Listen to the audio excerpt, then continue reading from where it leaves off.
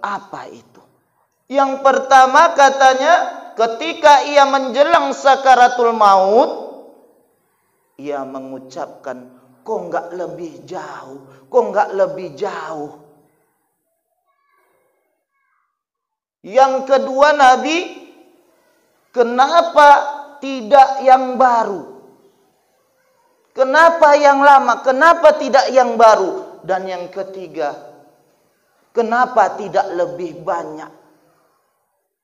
Lalu Nabi kita Muhammad sallallahu alaihi wasallam diberi Allah isyarat dan dijelaskan oleh Nabi, wahai istri Sauban, ketahuilah bahwa ketika sakaratul maut, segala amal ibadah yang pernah kita lakukan akan diperlihatkan oleh Allah Subhanahu wa taala. Makanya Pak, Bu, ketika ada orang terdekat kita meninggal, saudara kita, tetangga kita, ayah ibu kita, pokoknya yang terdekat atau yang lainnya pun kita lihat, jangan jauh-jauh kita. Karena itu setan dekat dengannya. Selalu kita bimbing. La ilaha illallah. Kalau setan enggak, udah enggak usah, tenang aja kau. Enggak usah kau ucapkan itu. Itulah setan tadi. Itu akan diperlihatkan dalam kitab ruh, kata kitab ruh itu, bahwa semua orang yang telah meninggal dunia duluan itu akan juga melihat kita. Kita akan melihat mereka juga. Ada mungkin ayah kita udah duluan, ibunda kita sudah duluan, orang tercinta kita pun mungkin sudah duluan. Akan diperlihatkan.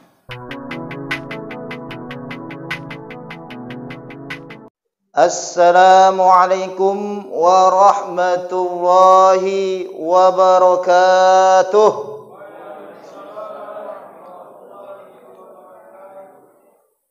Biasanya kalau sudah ketua tadi ngomong, dibilang ketua, pasti itu kuat jawabannya. Biasanya ketua 50.000, ketua 100.000. Masa ketua STM sambutannya lemah kali.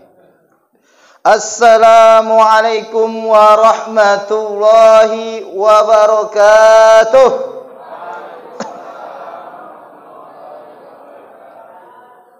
Gitulah. Ya Allah, mudahkan urusan orang yang menjawab salam saya ya Allah.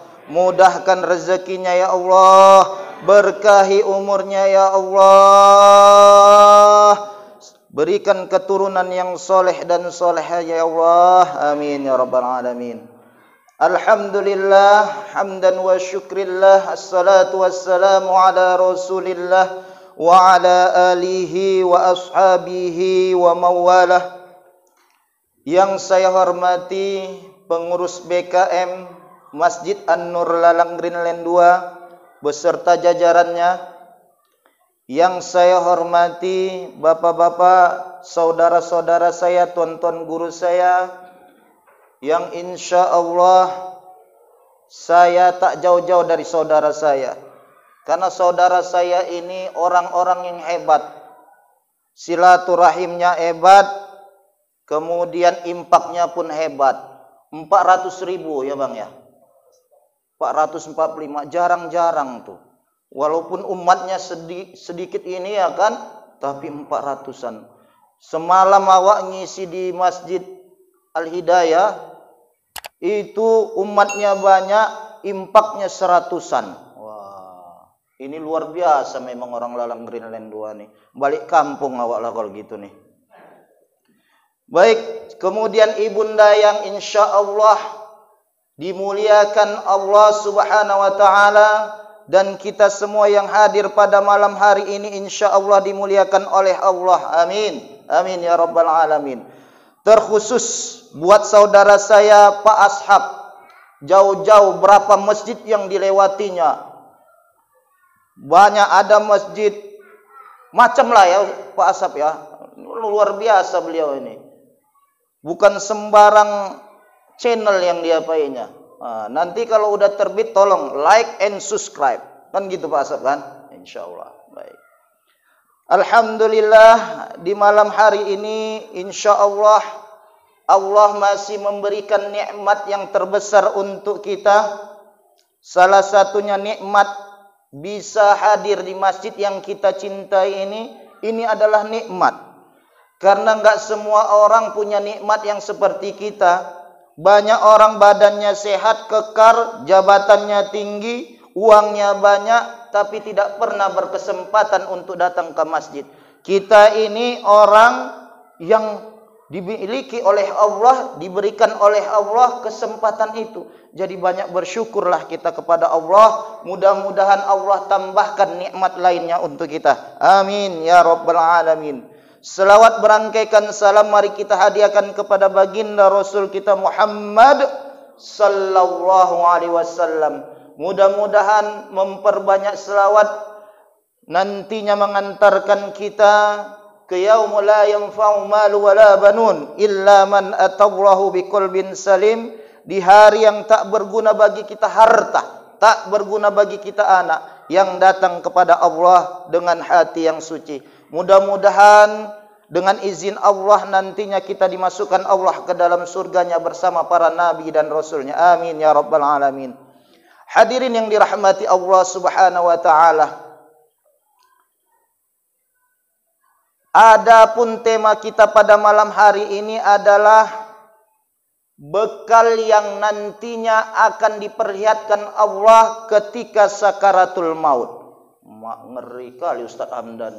Bawa tema mentang-mentang dia ketua STM yang sering nguburin orang, bawanya tentang bekal akhirat aja. Memang kayak gitu harus.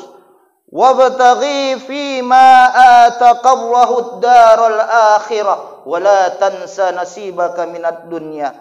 Kata Allah, kejarlah dulu akhiratmu, ingatkanlah akan akhiratmu dulu, baru porsi dunia engkau cukupkan untuk dirimu. Nah, jadi akhirat dulu kita kejar. Jadi kalau orang tentang akhirat harus diingatkan dengan kematian, harus diingatkan dengan bekal-bekalnya. Hadirin yang dirahmati Allah subhanahu wa ta'ala. Kalau cerita bekal ada satu kisah yang dimana ada seorang sahabat bernama Sauban. Sahabat Nabi ini istimewa di mata Nabi. Jadi ketika ia sholat selalu melakukan posisinya, mengambil posisinya. Posisinya itu di sebelah kanan imam, di pojok. Supaya apa? Mungkin dia supaya tidak terganggu dengan aktivitas lain. Bisa dia sholat sunnah di situ tanpa dilewati. Bisa dia khusyuk mungkin di ujung. Kalau kita kan lain, suka mojoknya di kafe. Gitu kan Bang Andi kan? Tapi Sauban ini mojok di masjid. Jadi ketika waktu subuh, yang biasanya Sauban ini, sahabat Nabi ini, selalu berjamaah. Selalu hadir bersama Nabi dan sahabat lainnya. Tapi pada waktu subuh itu, ia tidak hadir. Ketika itu Nabi selalu masih ngabsen. Nah, kalau kita kan jarang ngabsen. Ini si fulan kemana, si fulan kemana. Nabi itu ngabsen dia. Ini biasa si fulan di sini. Ini kok nggak ada. Biasa di pojok kanan dia. Kok nggak ada. Akhirnya ditunggu Nabi. Kita tunggu dulu. Jangan komat. Kita tunggu dulu. Mungkin Sauban ada halangannya, ada rintangannya ketika mau ke masjid. Kita tunggu. Akhirnya hampir waktu habis subuh, sudah mau hampir waktu habis, Nabi akhirnya memutuskan, ayo kita laksanakan sholat subuh. Lalu ketika sholat subuh telah ditunaikan, Nabi akhirnya datang ke rumah Sauban. Dalam cerita ini, dalam riwayat ini, Nabi itu mendatangi rumah Sauban itu, Bu, 3 jam, Bu. Kalau dari sini kemana lah itu 3 jam? Kelangkat ya, Pak Haji ya? Kelangkat lah ya 3 jam ya. Jalan kaki, soalnya dulu jarang ya kan. Nggak kayak kita nih angkot dekat, Grab dekat. Iklan pula Wak di sini ya. Jadi perjalanan 3 jam sampai di rumah Sauban, berucap salamlah Nabi. Assalamualaikum, dijawab oleh istri Sauban. Waalaikumsalam. Ditanya Nabi, di manakah Sauban? Apa kata istrinya? Qad tufiyat. Sauban sudah meninggal. Hancur hati Nabi. Sahabatnya meninggal. Bersedih hati Nabi. Sahabatnya yang rajin ke masjid, yang rajin menunaikan ibadah, meninggal dunia, dipanggil oleh Allah. Lalu istri dari Sauban menyampaikan, wahai Nabi, ketika ia meninggal, ada 3 hal yang aku herankan, kata istrinya. Lalu Nabi menjawab, apa itu? Yang pertama katanya, ketika ia menjelang sakaratul maut, ia mengucapkan, kok enggak lebih jauh? Kok enggak lebih jauh? Yang kedua Nabi, kenapa tidak yang baru? Kenapa yang lama? Kenapa tidak yang baru? Dan yang ketiga, kenapa tidak lebih banyak? Lalu Nabi kita Muhammad sallallahu alaihi wasallam diberi Allah isyarat dan dijelaskan oleh Nabi, wahai istri Sauban, ketahuilah bahwa ketika sakaratul maut, segala amal ibadah yang pernah kita lakukan akan diperlihatkan oleh Allah Subhanahu wa taala. Makanya Pak, Bu, ketika ada orang terdekat kita meninggal, saudara kita, tetangga kita, ayah ibu kita, pokoknya yang terdekat atau yang lainnya pun kita lihat, jangan jauh-jauh kita. Karena itu setan dekat dengannya. Selalu kita bimbing. La ilaha illallah. Kalau setan udah enggak usah, tenang aja kau, enggak usah kau ucapkan itu. Itulah setan tadi. Itu akan diperlihatkan dalam kitab ruh, kata kitab ruh itu bahwa semua orang yang telah meninggal dunia duluan itu akan juga melihat kita. Kita akan melihat mereka juga. Ada mungkin ayah kita udah duluan, ibunda kita sudah duluan, orang tercinta kita pun mungkin sudah duluan. Akan diperlihatkan. Maka ketika sakaratul maut, Sauban juga diperlihatkan segala amal ibadahnya. Dan dijelaskan oleh Nabi. Yang pertama, kenapa Sauban ketika sakaratul maut, kenapa tidak lebih jauh? Kenapa tidak lebih jauh? Artinya Bapak Ibu yang dirahmati Allah, kenapa masjid yang kudatangi, tempat aku sholat, tidak jauh, lebih jauh dari saat itu? 3 jam. Awak 50 meter aja pun kadang-kadang malas datang. Betul? Panggilan, hayya 'alas shalah. Ayo kita sholat. Itu muazzin memang yang manggil. Tadi merdu kali suara Bang apa. Hayya 'alas shalah. Masya Allah. Ayo datang. Suara merdu aja nggak ada yang mau datang. Cuman ini juga yang datang. Ini ahlu surga ini insya Allah semua. Amin. Padahal di komplek ini 100 lebih. Tapi di sini 200 lebih yang datang. Alhamdulillah. Itu muazzin memang yang manggil. Tapi pada dasarnya Allah yang manggil. Ayo hambaku, mari. Hadir kau ke masjid. Datang kau. Apa ingin kau?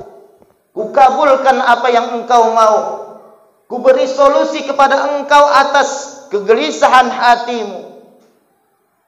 Kita yang hadir alhamdulillah. Setelah hayya 'alas shalah, hayya 'alal falah.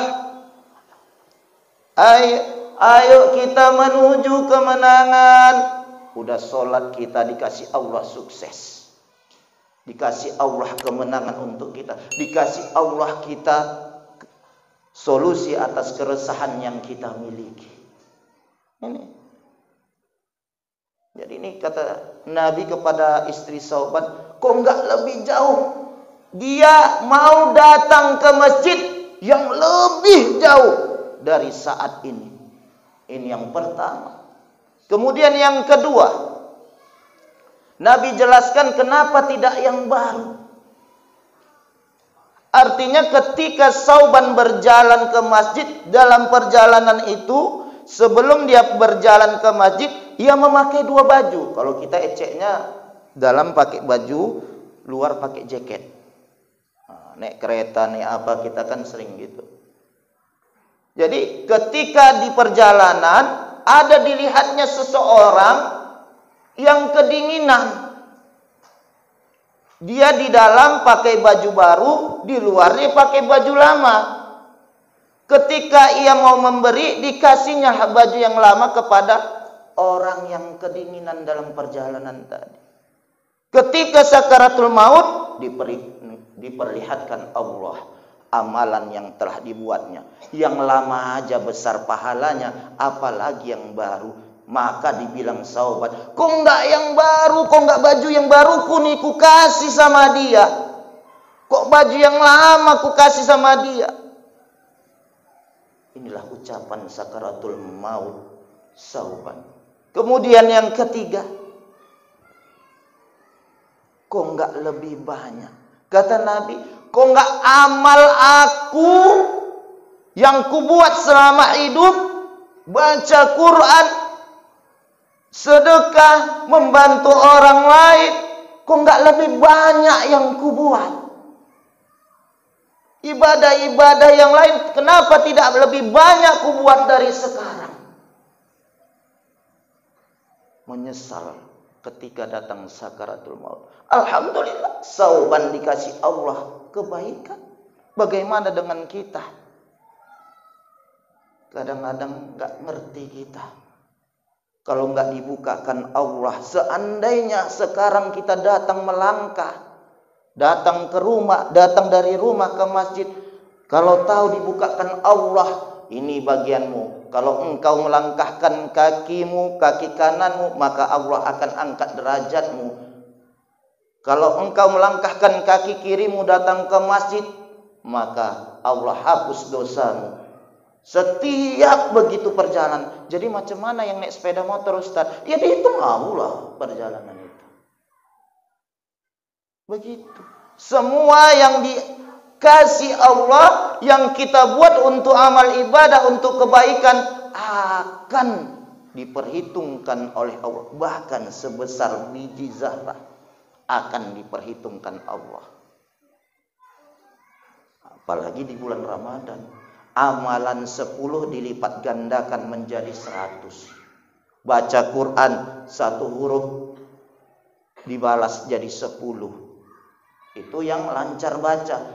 Kalau yang terbata-bata baca, di double Allah.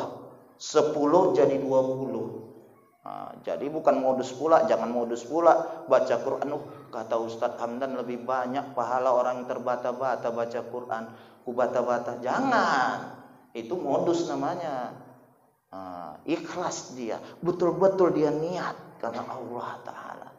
Jadi hadirin yang dirahmati Allah Subhanahu Wa Ta'ala, marilah di bulan yang penuh berkah ini, penuh maghfirah, penuh ampunan dan rahmat Allah, kita isi dengan segala amal ibadah. 11 bulan Allah kasih keringanan untuk kita melaksanakan duniawi kita. Masa 1 bulan ini kita tidak bisa untuk mengisi akhirat kita? Jadi jangan kita malas. Kalau sudah malas, maka kerugian yang akan kita terima. Sauban, lihat ketika sakaratul maut diperlihatkan Allah. Mudah-mudahan kita pun begitu. Diperlihatkan Allah nanti kita. Oh, si fulan di Lalang Greenland 2. Jalan dia melangkahkan kakinya ke masjid. Rajin dia, muazzin dia, qomat dia. Begitu. Dan kita juga bunda nih, para bunda nih. Bunda-bunda bisa, banyak hal yang bisa dilakukannya. Salah satunya mendidik anak. Kadang-kadang mendidik anak ini susah enak. Tapi itulah tantangan bagi seorang bunda. Jangan malas-malas bunda. Bunda tahu Imam Sudais? Tahu para ibu ini? Tahu? Ada yang kenal? Enggak ada yang kenal ya. Imam Sudais itu Pak Bu, waktu kecilnya bertuah awak teringat anak-anak tadi yang lari-lari. Biarkanlah tak apa anak-anak lari, tapi masih bisa kita kontrol. Imam Sudais itu bertuah luar biasanya. Bertuah. Waktu kecil ketika ibundanya kedatangan tamu, dibuatkan bundanya lah makanan terhidang yang sangat istimewa untuk tamunya. Jadi ketika sudah dihidangkan sama bundanya, entah macam mana, mungkin kalau kita ini kan para ibu-ibu kadang masak kan, masukkan bumbu garam, masukkan merica, penyedap, kan mungkin gitu kan. Jadi Imam Sudais ini lihat, mungkin itu dilihatnya. Jadi ada makanan yang sudah dihidangkan, ambilnya keluar rumahnya diambilnya pasir itu. Masuk lagi dia, disebarkannya ke makanan para tamunya itu. Mantap betul lah itu ya kan. Kalau ibu-ibu digitukan anak macam mana lah itu Bu?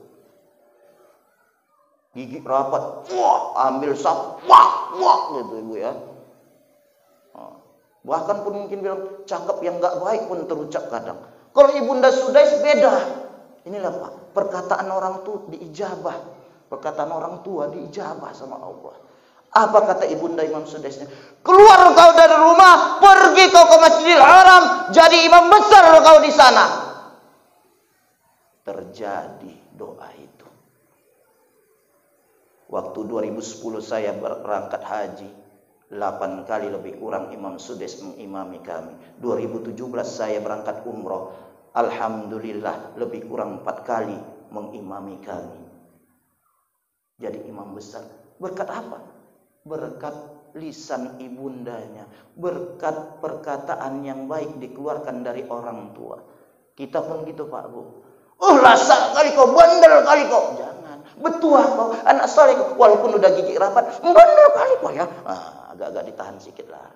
Ya kan? Begitulah Bapak Ibu yang dirahmati Allah Subhanahu wa taala. Mudah-mudahan Ramadan yang kita lewatin ini menjadi Ramadan terbaik untuk kita semua. Amin. Kurang dan lebih mohon maaf, kepada Allah mohon ampun. Billahi taufiq wal hidayah wa ridha wal hinayah. Assalamualaikum warahmatullahi wabarakatuh.